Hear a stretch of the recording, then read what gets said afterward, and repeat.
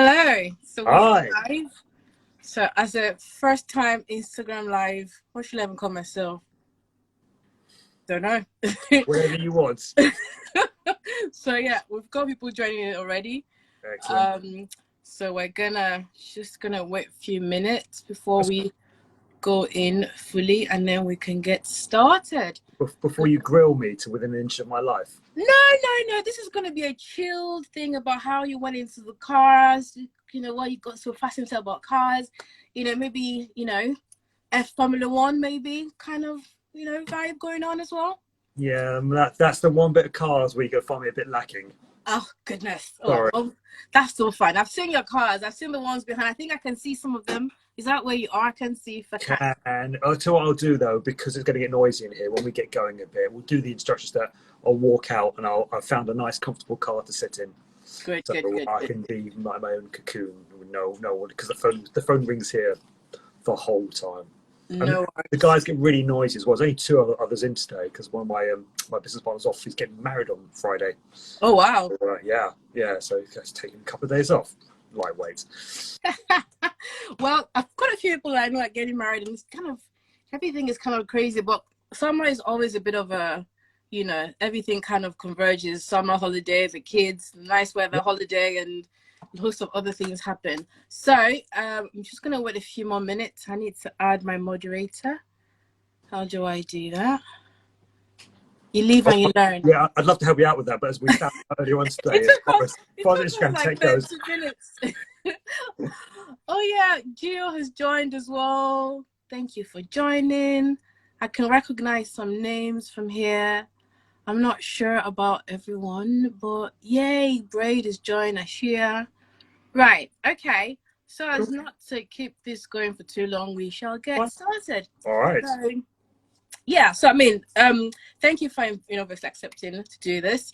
I'm always, I don't know much about cars, so I always have to speak to an expert, and I thought you'd be the right person to speak to. So there you are. That's right. I don't know much about anything that's not cars, so between us, we've got everything covered. Exactly. So obviously you are very much into your cars, but the classic plus the, and the day-to-day, the normal, what have you. But I'd like to find out how you got started, as in what was the, what got you into cars. It's really funny because I have car friends, and you ask most of them how they got into cars. The answer is, oh, my dad was into cars. Right. And I shared that passion. But my dad, may he rest in peace, wouldn't have known a good car if it would have run him over. And I've got no idea where it came from. But even as a kid, I remember having like these dinky little model cars. In fact, stuff you like that. Well, actually, this is a model of an actual car I've got. So someone bought this as a birthday present. But yeah, I still haven't grown up at all. But I used to like line them up, and I always loved cars. And then when I got to working, or got to 17, got my license as soon as I could, and bought my first car as quick as I could. But when I got to working, it became pretty apparent that for me, a salary was a means of buying cars. Right. At one point early on in my old career, I lived in the West End. I worked in the city, and I owned 3 cars. In the city? Yeah. I used to take the bus to work, but I still owned 3 cars because I just have to. I don't know what it is. I have to have them. So I don't know. I have no idea where it comes from. I need to ask, where did you park the cars in the city? So I had one outside my girlfriend at the time, now my wife's place, and the resident parking permit in West Kensington. I had one outside where I lived on a resident parking permit in Camden, in Paddington. And I had a third one down near the Finchley Road, because back then there was no parking restrictions on the Finchley Road area. Like when you walk down about 5 minutes, I used to just keep a car there. It's the closest place I could find to where I lived that didn't have a parking permit requirement. So yeah. It sounds like you had a plan just to make sure you had these 3 cars. Do you know what plan? It does sound like I had a plan. No plan. Just going crazy and trying to fit in what I could. But I worked in marketing for quite a few years, and I worked mainly for banks in their marketing departments, and I loved it. I was a nightmare employee because I always wanted that next pay rise, not because I wanted the money. I just knew that if I got X amount more per year, I could then change that car for that car. So it's always about the cars for me. And then I quit the marketing industry. I quit like corporate life and started going on my own to my own marketing as a bit of a side thing. Because friends have always asked me when they're looking to buy a car, Ashley, can you do this for me? And my response is always, yeah, sure, I'm happy to. But I decided that when friends of friends would ask me, what I'd do is I'd charge them a bit of money. And the Right, plan right, with Palmdale originally, because I always called it Palmdale, was to have it make a little bit of money to help fund my own car fleet, right, which right. call it what you want to call it. And so I never forget sitting in my old flat next to my wife on the sofa, telling her about this car a friend had asked to find. And she looked at me and she said, well, when are you going to quit the marketing and start doing this full time? I said, no. I'm a marketing guy. It's like the badge I wear says marketing. I don't want to be a full-time car guy. And I knew it felt hollow inside. You know, when you say something, you know, Yeah, it yeah. doesn't resonate. So I try to find an excuse, and I said to her, well, you know, if I did that, you'd have to support me for a while because there'd be no money to start with. And she said, well, yeah, I just had a big promotion, a massive pay rise. We don't have any kids. If we're going to do this, now's the time to do it. And I paused. I went, okay. And next day I started to sell off the clients I had that were worth any money for my marketing business. And I started Palmdale, the car finding company. And Oh, wow. that was 17, maybe, no, yeah, it's about 17 and a half years ago now. So it was a long while ago. And for a long while, it ran from the spare room of my flat in Ealing. But today things have changed. Do you want to see? Yes, please. So Let's see the about 5 cars. years ago, we moved out of, we moved into this place. Right, right. And do you know what I'm going to do? I'm going to turn this camera around. I think I can. Let's see. Yes. I've made technology work. Amazing. Oops. Figured it out. Well Hang done. on. I haven't figured out that much because I'm turning the camera the wrong way. Okay. So this is the office space. Wow. Guys, you're on film. Tuli and Obi, say hello to the whole wide world out there. There are 8 million people watching right now. No, not at all. And it's being recorded as well. It's being recorded as well, so you live forever. So, and we kind of decorate this place to be kind of a car geek heaven. So we've got Oh, wow, on the walls, and we've got just stuff everywhere. But more importantly, it's a place where we can keep our cars. So that's a car I bought alongside. Yeah, that's my '96 Ford Mustang. I bought that a long time ago. This is a car. This is a Porsche we sourced for a client in Australia. It's going to be going out to Australia in a short while. This is a very excessive thing that I bought along with 2 other friends a few months back. I thought it'd be a good investment. So I spent a ridiculous amount of money on this with a couple of friends. It looks like a fun. I like. What make is this? I don't know much about cars, so you that's right. Give It's a Ferrari Testarossa. Ooh. It's I'm taking the wedding this weekend, and the rest of it here is just space where we store the cars we've sourced for our clients. There's all kinds of stuff. Wow. So like, obviously you go from the classic all the way to, like I said, the day-to-day sort of like, you know, not boring, but kind of like your average Mercedes. Absolutely. Well, John, I'm going to sit in this one because this is the most comfortable one we've got here. So I'm going to flip the camera around. I'm going to sit myself in the back of the Bentley. In the car, and we can continue this conversation. What better place is there to sit than in the back of a Bentley? So, well, that's much better. Good. Okay, I still need to come down. I still have to come down. I might just coming to borrow one of the cars just for like a weekend. But you know, we'll talk about that later. Right, let me try and stick this somewhere where I can. Oh no. Yeah. Better. Perfect. That's actually working. Amazing. Yeah. Cool. That's easy. Great. So you asked about classic cars, and actually, we do classic cars. We do older stuff, but most of the classic stuff we do is largely because the team here we like classic cars. That's what we're into. So we do source classic cars, and we do source things like the Ferrari, and we source things like the Benders and things like that. But a lot of our stuff is just normal cars for normal people who aren't especially into their cars, but just don't have the time and energy and effort to find a car themselves. Yeah. And you've got a lot of international clients.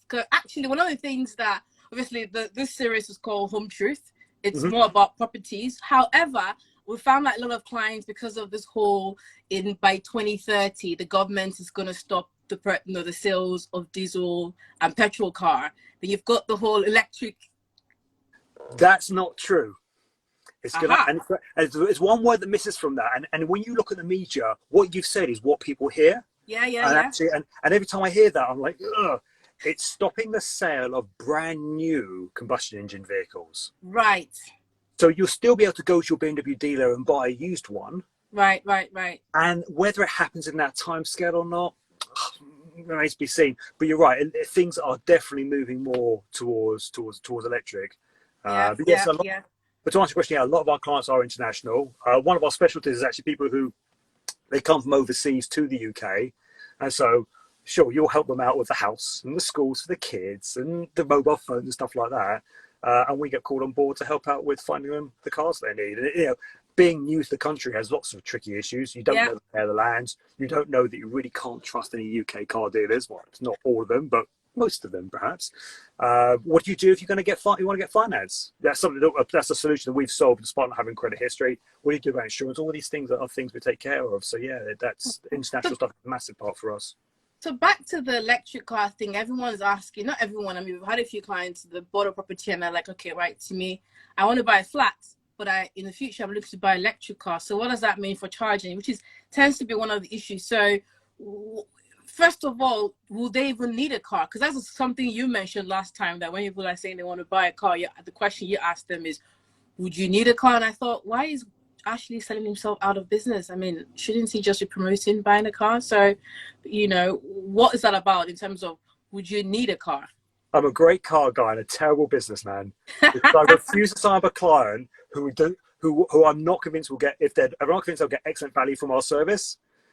Then I will do what I can to tell them actually there might be something better that they can do. So yeah, you're right. One of the first questions asked is, will you need a car? And the reality is that if you live in London, you don't really need a car. Between an Uber or a Bolt and the public transport, you may not need one.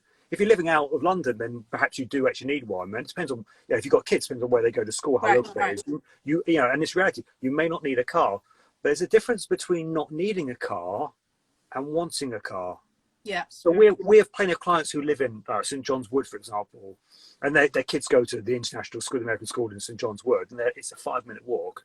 But they still want a car because once in a while they're going to go out, and for them it's important to have a car. And it's quite funny because we guarantee we'll buy these cars back. So an American family may be in London for 3 years, and then we'll buy the car back, and we'll figure they've done 4,000 miles in the car in 3 years. They just barely used it, but they wanted the car anyway. So no, it's an important first question to ask: do I actually really need a car?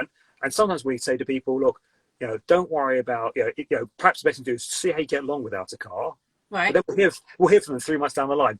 Ashley, appreciate the advice. We tried living without a car. We can, but we don't want to. Right. Okay. But you asked about electric cars. And electric cars, the example you give is really interesting to me because, all right, fine. I love cars with big engines. Like this is actually one of mine at the moment. The Ferrari's mine. The Mustang's mine. I like cars that make a lot of sound.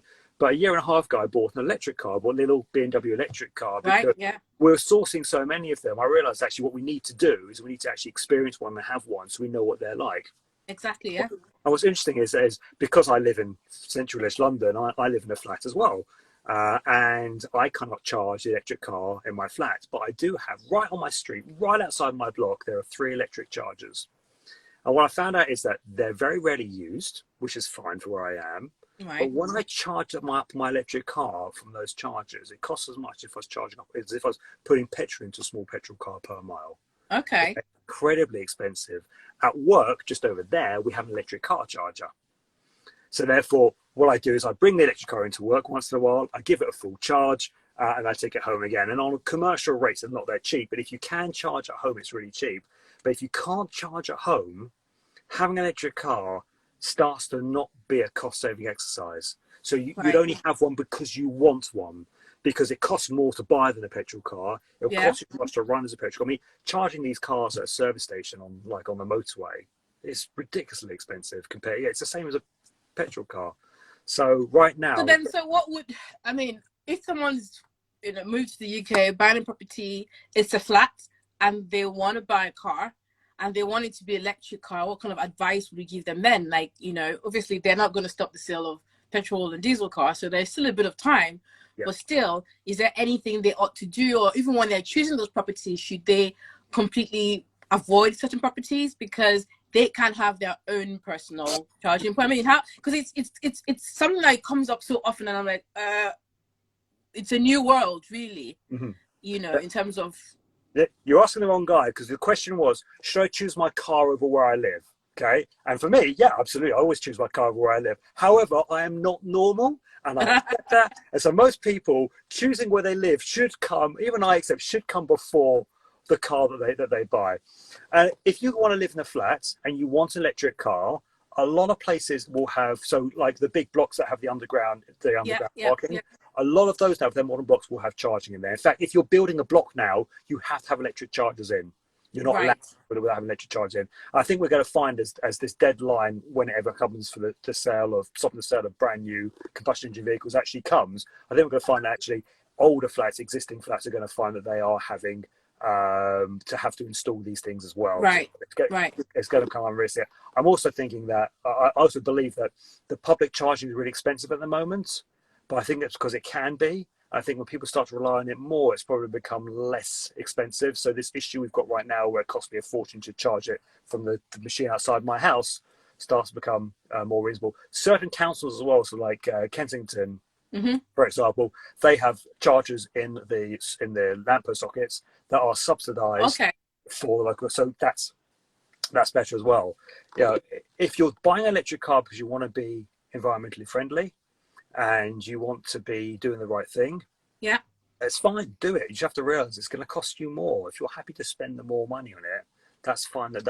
That's your choice. As long as you go into open eyes, as long as you realize that buying a petrol car is going to be much cheaper overall, that's fine. As long as you realize that you're paying extra for it. So I guess in that sense, then it's best to wait to see where everything is going, because obviously they still need to set up the infrastructure to accommodate the new electric car to make it more economical. Because at the end of the day, why would you? That means people will end up hanging on to their gas, to their petrol and diesel for much longer because they don't want to convert into that. And right now, it seems less of a hassle because you have to think about charging when you're driving for miles. I know you mentioned when you're traveling for miles, you just need to plan it out, but yeah, it's a bit of a gray space right now. That whole planning thing's a grey space until you actually done it. Having done it myself now, actually, it's really easy. Right. And it's not about, people talk about what they call range anxiety on electric cars. How far will your electric car go? That's not the issue, actually. The issue is how quickly can I charge it? Right. Okay. Because if I could charge my car as quickly as I can put petrol in it, there's no issue. And that's what's happening in the electric car world at the moment. I think over the next 5 years, I think 5 years now, things will be very different. I think the whole price, construction, availability of electric car charging will be very different. But I also think the electric cars coming out then will probably be able to charge themselves in full in about 5 minutes. That's what everyone's working on. There is some tech out there. But they're also working on synthetic fuels. So like petrol, that isn't that bad for the environment. Now, whether it ends up being bad for the environment or not overall, there's lots of debate. But I'm not 100% convinced yet that electric is going to be the ultimate solution or the only solution for cars going. Time will tell. No one knows. No one knows. Yeah. I mean, I guess you have to try it, right? Unfortunately, you have to try and see what works and doesn't work. And sometimes you don't know the outcome until you've actually tried it. So let's hope. But outside of electric cars, there's always the whole thing of international clients buying in the UK. And then comes in the insurance. Yes. You know, so I know you help them to find the car. You help them even to resell it when they're moving back. Do you help with, you know, the insurance and also driver's license? Because you have 1 year where you can use your your international driver's license, but after 1 year, you potentially, am I wrong? Well, here you are. Depends where you're coming from. Question. Yeah. We'll answer question one first of all, then we'll go to question two. So as far as insurance goes, about 3 years ago, every client of ours who came from overseas to the UK who needed insurance, it was expensive and it was a pain in it. We had to go to a specialist broker who understood the situation, and it cost a lot of money. And then something changed. All the big insurers suddenly, as if they all had a meeting and suddenly said, you know what? Just because you're not from the UK doesn't mean you're going to wreck your car in 5 minutes' time. And therefore, we might have you as clients now. So now, if you go on like the big insurance comparison websites, such as moneysupermarket.com, the market, and you say, I've just moved here from wherever in the world, you'll actually get a reasonable quote. You'll get a much better price than when you get through the specialist insurers. And actually, so it's really easy now. It's become something easier. And you're going to find for your first year, you're going to pay a lot more than you would probably, because when you start off, you don't have a UK license and you have no UK driving history. But when your year's renewal comes up, you will have to have had your UK license by now. So I'm segueing into this really well. And you'll have a year's worth of driving history. what happens with your license when you move to the country depends on where it's from. Right. Okay. For a lot of countries, you need to then take a test, and you need to pass your test, and you can drive in it for 12 months. For European licenses, I should know this off the top of my head. It's either 3 or it's 5 years you can drive on your license for. I think it's 5 years you can drive on your license for. So it's a long time. Right. Right. With certain countries, with what they call the old Commonwealth countries, you can actually just convert your license. So you don't have to take a test. You submit it and you apply to rescind your Australian license and get your UK license. I have a trick though. So the issue right now is officially, if you look at the DVLA website, you cannot apply for your UK license until you've been in the UK for 6 months, to resident in the UK for 6 months. All right. And you need to get it sorted by the time you've been here for a year. But if you book a driving test at the moment, you'll have about a 7 to 9 month wait until you get your test. Right. Okay. So you've got a 6 month window to do something that takes you 7 to 9 months. That doesn't work out. So even though the DVLA website very clearly says, have you been in the UK for 6 months or not? If you ignore that and just go, sure, I have, they never check now. They're purposely not checking now because they've realized that if they make people wait that long, then it's not going to happen. So my advice to anyone move to the UK from overseas and wants a UK license is apply as soon as you get here.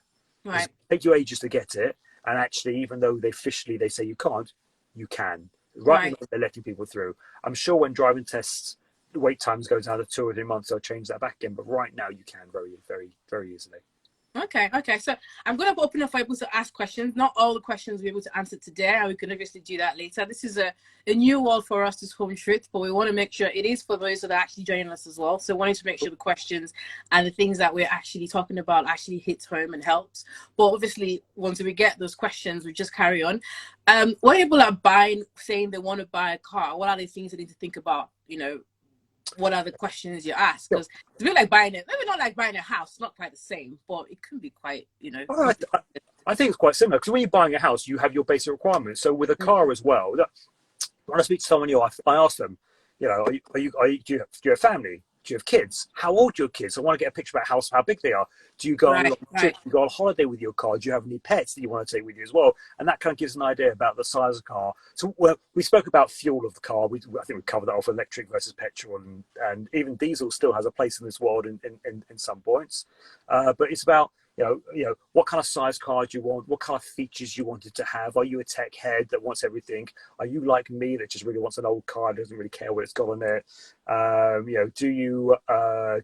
How old a car do you want? Does it have to be brand new? Would you consider something used? How old will you go? So it's important to then figure out the kind of car you want. And that's the first stage. What we always do here is we help the client figure out the car they want, and there'll be a perfect make and model for them there. And then when they've got that, the question is, okay, how do you want to pay for it? Do you want to just buy cash? Do you want to do a lease on a brand new car? Do you want to do a finance package on a used car? Do you want to just rent something by month basis? That's that's an important thing to figure out as well. And there are pros and cons to all of those, but there's something right for certain people. Okay, so let's pick on that. You said rent and lease. So again, it comes back to, we always have the city or suburb. We've got the clients that are buying properties in London and then those that are buying in the suburb. Obviously, suburb, there's space, you have parking space, you can have more than one car. Then you're talking city where you might have, and some areas in London, as you know, you don't even have parking. It's not even an option where you've got residence parking. So getting a car is not even, it's out of your control, that there's just no option. So for those that are in the city where they can at least park 1 or 2 cars, you mentioned leasing and renting. I actually don't know what the difference is with the two of them. Right. No, and I don't like using these terms. These terms are misunderstood, and for that reason, that leasing to an American is very different to leasing to a Brit. True. So leasing in the UK is when you have a brand new car, and you pay for it per month for a set period of time. So let's say you take out a 3-year lease. You'll pay a little bit up front. You'll pay every month. You'll pay X amount of money for 3 years for your car. And then at the end of that, the car goes back. Now, the problem with leasing is A, it's only on a brand new car, so it's quite expensive, and new cars right now, difficult to get hold of. But B, it is inflexible. If you take out a 3-year lease and 2 years in, you want to return the car, until you've paid out the remaining year of the lease. Right. Whereas a rental, you could do on a month-by-month basis. Yes, it costs more per month, but literally, a month comes, you pay for it. Another month comes, you pay for it. And when the time comes, you stop. I don't want to pay for this anymore. Take the car back. It's absolutely fine. So But you're not stuck to a contract then. no, It's no, it's sort of like a rolling contracts. yeah, So you pay more per month, quite a bit more right. per month, but you have that flexibility. However, we find most popular is what a lot of our clients do is they take out finance on a used car. And so what they do is they'll buy a used car. So they're not financing a brand new car, they're financing what's a smaller asset, so it's cheaper to start with. And because the way the finance works is actually they technically own the vehicle, which a lot of people go, oh, I don't want to own a car, but no, that's a good thing because it means you have lots of consumer rights. So if you take out a finance Okay. plan and you're 2 years into your 3-year contract and you get a placing somewhere else in the world, you want to leave London, the finance company will work out how much is left to pay on the car. We'll Right. work out what the car is worth, and there'll be a difference between the two. And then they'll add the penalty, and the penalty is legally mandated as 1 month of interest charges, not 1 month payments, 1 month of charges. It's virtually nothing. Okay. And a lot of the time, we've had situations before where someone's left early, and just the way the contract's been, they leave with money. That difference actually in their favour. Right. Right. Okay. So that's a bit more flexible. But those are the differences. But my general advice is always: if you have the cash to pay for a car, why pay interest to someone else? Just So you wouldn't. So the leasing is not necessarily best because there's also that issue of if that brings into different conversation about insurance altogether, where it's about some insurance seems to just not really give you value. It's almost like they're just ticking a box to say legally you've ticked the because obviously in the UK you've got to have insurance to drive. If you don't, it's a criminal offense, blah blah blah. But you then have insurances that don't seem to then try to provide good service, you yeah. know. So that can be quite problematic when people are asking us. Obviously, we recommend them to insurance brokers. But what's been your experience in that area? So with the quality of insurance, Yeah. yeah, it varies. My advice always go for a good insurance company. And a lot of the time, even on the price comparison websites, a client will go, I found these 5 quotes. I've never heard of any of these companies before. Can you offer me some opinion on them? We'll go, yeah, don't go with them. They're a big company. They should be okay. They're really good. We know with them. So it's difficult. It's just experience. But yeah, the cheapest is not always the best. And no one likes to buy insurance. None of us want to pay insurance because we all assume we're spending the money on the insurance and we're never going to see it back again. But when you need it, you really need it. So it's True. important to go for the best one you can. Yeah, yeah. But sometimes when you then need it and then you get to the insurance, it can be quite, even that you're not guaranteed that you're going to get treated properly. That's the other issue. So it can be it's a murky subject, to be honest with Yeah, you. I agree. I agree. Yeah, very much. Okay. Okay. And in terms of when families are buying cars, there's always that question about security. So I know the 5-star NCAP, all those things that happen. How do you advise on that? If someone says, I want something that is safe, it's like, well. So all cars have, security and safety are two different things. Security for me is how likely a car is to be stolen, and safety is how likely it is to protect you in a crash. So safety ratings are published now for most cars. There's an organization called Euro NCAP who do safety on all cars. And actually you can drill down. If you know what you're reading, you can drill down. I'll be quite frank, it amazes me how few of our clients are concerned about safety. It's not often I've got to go through and go, well, that one's safer than that one. And the problem with the NCAP ratings is that a car that was bought out in 2016 will have a 2016 rating, whereas a car equivalent might have been bought in 2018 with a 2018 rating. And even though an 18 one may be 4-star and the 16 one maybe 5-star, the 18 one may be a better, safer car because the standards were higher at that time. Yeah. So it takes a lot. It takes a lot to transaction. The nice thing is though, when I was growing up, the cars that my parents drove me around in, it's same with anything that that was from the 80s or 70s that you pray you didn't have an accident in it. And I like classic cars. I spend most of my time driving cars that are 30 plus years old, and I ignore the fact what happens if I have a crash. Modern cars in general are so much safer. You've got to be doing something pretty stupid to really hurt yourself in the car. If you look at deaths of passengers in cars now, they've gone down in huge amounts.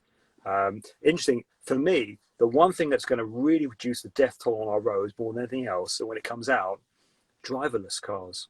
Aha. Right. People are scared of how I don't want this computer driving for me. The computer doesn't get stressed because he had an argument with his wife before he left home. He's True. not running late to a meeting. He's not thinking about something else happening during the day. A computer is always on it all the time, and is going to not make the same mistakes. True. So I guess yeah, it's for us control freaks out there. You're thinking, hell no. You know, I need to be in control of this car. Can't leave it to a computer. And then, because if you're born around the Terminator time when you watch that, you're thinking, not so sure about that. I So, probably Arnie is not going to come and drive your car for you. Okay, that's only not not going to Arnie. happen. What was the other one? The other evil one. Anyway, so my mind goes in different places. A sci-fi world where I'm thinking, maybe not too crazy about this driverless. The fact that we have the Docklands light railway is bad enough as it is. And then now we've got a driverless car. Not so sure. But in terms of other advice you can give in terms of choices of cars, there's now the hybrid. That's the other thing. The hybrid thing. Oh, you're hitting one of my buttons here. Wow. Okay, so there's four things. There's four main things really. Okay, there's pure petrol or diesel, a pure combustion engine. At the other end of the scale, there's pure electric. Then in the middle, we have all these hybrid things. And there's actually, no, it's five things. Actually, there's three types of hybrids. There is what they call a mild hybrid, which is where they take a petrol engine and they mount on the side of that little electric motor that just helps the engine out. Right. We find that a lot of modern cars the last year or two are now mild hybrids. The reality is they don't do a massive amount. They do a small amount, but not a massive amount. Right. Then further down the line, you get self-charging hybrids. Now, these became really popular. Like the Toyota Prius is usually a self-charging hybrid. So as you're driving around, sometimes it will be driving itself on electric, and sometimes it's driving itself on petrol. Now, around town, these are good, and they will save you fuel, and they'll be better for the environment. But on a long run, the hybrid doesn't work very well. So in actual fact, on a long run, these things are actually usually less fuel efficient than a pure petrol car. And you go, oh, really? You go, how is that? And the reason is that a hybrid car has a engine, petrol engine, and an electric battery and electric motors. They weigh a lot. So on the motorway where it can't use the hybrid very much, it's putting the extra weight along. So that's why hybrids are, if you're doing lots of town stuff, cool. If you're doing long runs, then perhaps not so good. Then you get plug-in hybrids. Now, plug-in hybrids are actually a proper mix between a petrol car and an electric car. Because what they'll do is, a plug-in hybrid, you can plug it into the wall and you can charge it. You don't get 200 miles or whatever it is you do in an electric car. You get maybe 15, modern ones 30, 40 miles. Pure electric. Then the engine cuts in. Now, they're not as ecological as a pure electric car because, again, you're towing that heavy engine and gearbox and everything around with you when you're using the pure electric. And also, you've got the energy cost of producing both drivetrains in the same place. But to give you a really good example, one of my good friends, we sourced him a BMW X5, so on a big BMW 4x4s plug-in hybrid about a year ago. And his first year, he's done 9,000 miles on that car. 4,500 miles those were in pure electric. For me, that's a good thing. But it depends. All these things depend on your use. Right.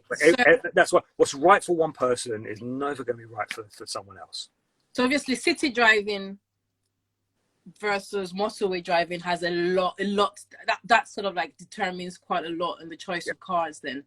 Yeah, very much so. So what you're going to be using it for is very much, very much so. And how far you want to go. For me, a plug-in hybrid is kind of like it's a cross between you're using electric.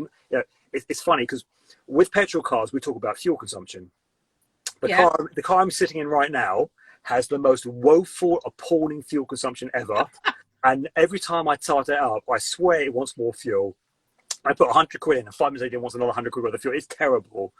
But a small car, you think a small petrol car, you get through better fuel. And we think about that in terms of petrol engines. But we don't think about that with electric cars, but it's still the same.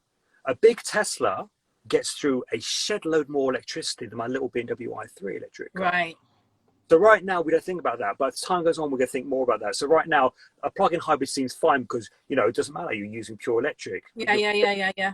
The big heavy car, you're getting through a lot more pure electric. So that will change people's perceptions coming as time goes by. In terms of in the electric one, is a lot of it is knowledge, really, like first-hand experience and knowledge. It's just because right now, like I said, it's a gray area. No one really knows what's and what's not, and it's just exploratory for almost everyone. But I didn't even think about that. The size of electric car also plays in with, as it would with the But small, you know.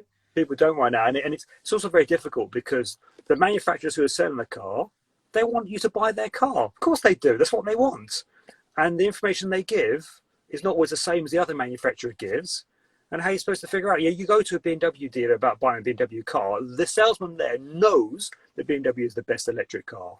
You go to a Hyundai dealer about buying a Hyundai electric car, the salesman knows the Hyundai is the best electric car. Hang on. They can't both be right. And a lot of my time is spent fielding these questions because I'll be quite frank, I don't care whether a client of mine buys a Hyundai or buys a BMW or buys a Maserati or buys a Ford. I want to buy what's right for them. Yeah, so yeah. it's important that it's very difficult to get that independent advice. Or I'm always happy to give it, but yeah, it's tough. It's really tough making that decision. Yeah, yeah. Okay. I mean, this has been quite insightful. We've had a few questions, but the questions that were asked, we've already answered while we were talking about it. So that we know that they were great questions. Exactly. So yeah, I mean, I personally, my thing is always, this is back to the insurance thing in terms of when you're buying, do you want to be finicky about off street parking, kind of garage parking, if you're community, all those things? Do you advise as well in those areas, or Yeah, happy to. I think as we said before, unless you're really weird like me, the house has got to come before the car. I mean, every time we move, it drives my wife nuts. I'm like, no, I don't like that street because the street's too narrow and the cars gets great actually. And no, I don't want that one. Doesn't have a drive. Buy the house and then figure out the car from there onwards.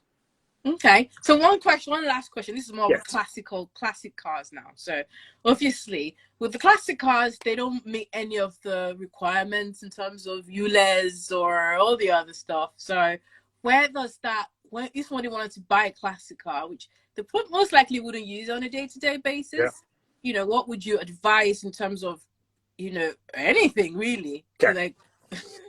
Actually, it depends on the age of classic car. If tonight I have to go into the West End of London and I wish to drive and I don't wish to pay, I have two cars I can take. Number one is my electric BMW, which at the moment, up until later on this year, I don't pay congestion charge for or ULEZ or anything like that. And the other one is my 1964 Mustang, which we saw earlier. Yeah. But for a certain age, I don't pay road tax, I don't pay congestion charge, I don't pay ULEZ, I don't pay anything like that. So actually, if they're over a certain age, then actually that is fine. But at home, I have two classic cars that are late 80s, early 90s. And I live just outside the ULEZ zone. So right now, I can, as long as I'm driving west, because I live in Ealing, as long as I drive west, I'm fine. Yeah. Or I drive east, I know it's going to cost me £12.50 a time. But when that changes, probably another year's time, every time I take one of those cars out, I'm going to have to pay for it. But you made the point exactly. These are classic cars. I don't drive them every day. I drive them when I want to drive them. So I'm happy to say, because I thought, well, maybe I've got to sell them because if they're leaving at home, then I'm not going to use them anymore. I'll pay the £12.50 a day. The nice thing about a classic car is they don't depreciate, they appreciate. Right. I take it out once a week and I pay £12.50 a week to drive it compared to another car that depreciates by £100 a week. These aren't accurate figures, but yeah, I'm fine with that. So yeah, I don't. Classics don't get used every day. They are wonderful things to use every day. I love my old cars. I cannot encourage anyone more to go and buy an old car. You have such joy. Don't get into a crash with it. You won't survive. But there's such joyous things to own. But yeah, you have to pay your charges on some of them and some of them you don't. Yeah, I didn't realize that you wouldn't have to pay ULEZ and some of them on the old cars. That was interesting. I think you just assume that when they say anything older than that includes the classic cars as well, when it sounds like it doesn't necessarily include them depending on the year. I think at the moment it is anything older than 1972. Okay. I could feel someone watching this Googling it and going, it's 1973. I think if it's older than 1972, it is free of road tax, it's free of congestion charge, it's free of ultra low emissions, it's free of everything. And it's also free of an MOT test, which I'd still encourage anyone classic car owners to get the MOT test done every year because it's a safety thing. Yeah. It's weird the UK does this. There's something that I've always assumed that there's lots of people higher than government who own classic cars. to keep them on our roads for people like me. So we've got one question, and that's probably the last one, and we end. Sure. So, question is saying, what brand is economical to buy, the most economical to buy in this current financial climate? Okay. If you don't care about the badge on your car, and you want reliability, and you want equipment and good value for money, I say to clients the whole time, buy a Kia or a Hyundai. Really? Yeah, Kia? absolutely. Do you know what? They're not sexy. If you're at a party and someone says, what do you drive? And you say Kia or Hyundai, they're going to talk to the next person who drives a BMW or Porsche or something like that. But you know what? They're great value for money. Kias come with a 7-year warranty. For 7 years, and when they're new, something goes wrong, you know, roll it back into the Kia dealer. They take care of it for you. I mean, they always work. They're well equipped. The later ones drive really well. On electric cars, I know we said about BMWs and brands before. I think the German brands are coming out with boring electric cars right now. I think the real cutting edge stuff is coming from Korea. And I think soon it's going to come from China as well. There's some really interesting stuff coming out of China right now. And there are lots of brands, new electric cars that I've never heard of, like Neo, and some of those. Yeah.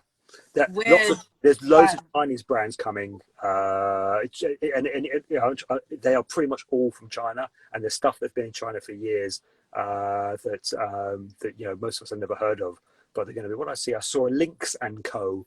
On the motorway the other day. Oh, it's Lynx and Co. Chinese car company, and you know what? It looked really good, and the reviews of it are really good too. So, and what we see as time goes by, you know, when Japanese cars first came out. Yeah. They were cheap but good. When Korean cars first came out, Hyundais and Kias, they were cheap but good. Now Korean cars are just cheap and really very good. And I think Chinese cars are going to be the next thing as well. Wow. Yeah. That's my advice. Yeah. I would never own a Kia or a Hyundai because I'm too shallow. But for a lot of our clients, great cars. Thank you so much. We're still gonna, if anyone still has, obviously the recording is gonna be put on our Instagram page. So if there are any questions, we'll put that together, and you know, myself and Ashley will put some, you know, Q&A and answer as many other questions as we can answer, just to help you with your car purchases or determining whether you want an electric vehicle or hybrid and anything else in between. We try to help with that. But thank you so much, Ashley. This has been quite insightful, actually, I have to say. So thank you everyone for joining, and like I said, you can definitely get more of the information once we post this recording much later. So thank you everyone. Thanks, Ashley. Thank you. Bye everyone.